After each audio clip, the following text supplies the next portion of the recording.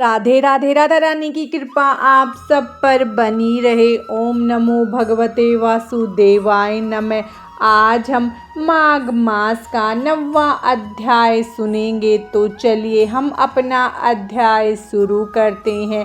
महर्षि वशिष्ठ जी बोले, हे मुनिवर, देवदूत ने वार्ता को आगे बढ़ाते हुए कहा, हे वैश्यवर, मैं आपको भगवान विष्णु की भक्ति का महत्व तथा माघ मास की एकादशी के संबंध में विस्तार से बताता हूँ। भगवान विष्णु की भक्ति, भगवान शिव की भक्ति अति श्रेष्ठ है। माघ मास की एकादशी के स्नान का विशेष महत्व है। माघ स्नान तक व्रती को प्रभु भक्ति के समय गायत्री मंत्र का पाठ, ओम नमः शिवाय तथा हरि ओम तत्सत का पाठ तथा जाप निरंतर करते रहना चाहिए। यमदूत बोला कि हे वैश्य, दोपहर के समय कोई भी अतिथि, चाहे वो मूर्ख पंडित हो, पापी हो, आ जाए तो उसे अन्न व जल अवश्य देना चाहिए। इस प्रकार उन प्राणियों को चिरकाल तक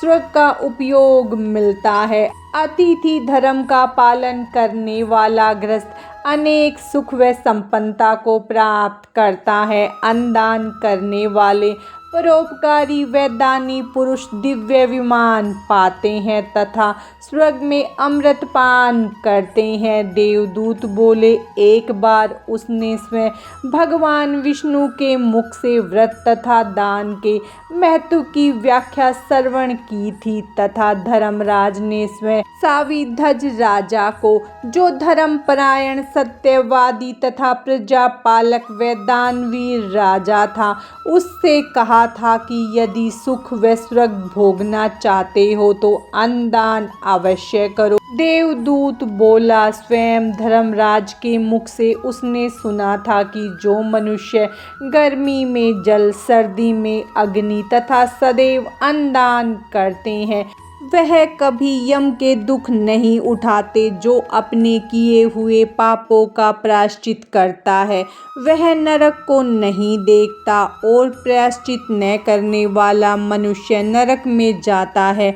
जो काया, वाचा और मन से किए हुए पापों का प्रायश्चित करता है, वह देव और गंधर्वों से शोभित स्वर्गलोक को पाता है। जो नित्य ही व्रत, तप, तीर्थ करते हैं और जितेंद्रिय हैं, वह भयंकर यम को नहीं देखते। नित्य धर्म करने वाला दूसरे का अन्न, भोजन और दान त्याग दे। नित्य स्नान करने से बड़े पाप का नाश होकर यम को नहीं देखता। बिना स्नान पवित्रता कैसे हो सकती है? जो मनुष्य पर्व के समय चलते जल में स्नान करते हैं, वह बुरी योनि नहीं पाते, न ही नरक में जाते हैं। माघ स्नान में प्रातः स्नान करने वाले मनुष्य को नियम पूर्वक तिल पात्र और तिल कमल का दान करना चाहिए।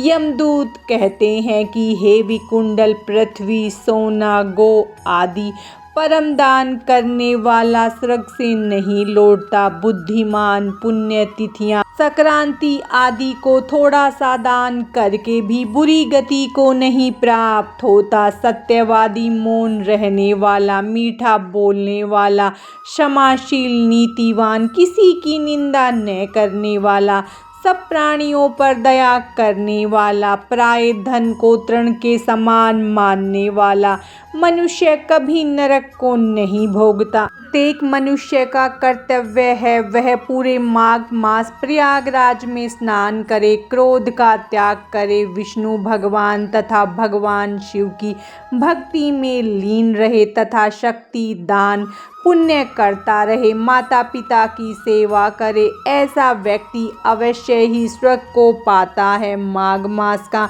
9वां अध्याय समाप्तम। भगवान श्री हरि विष्णु और माता लक्ष्मी की कृपा आप सब पर सदा बनी रहे। राधे राधे।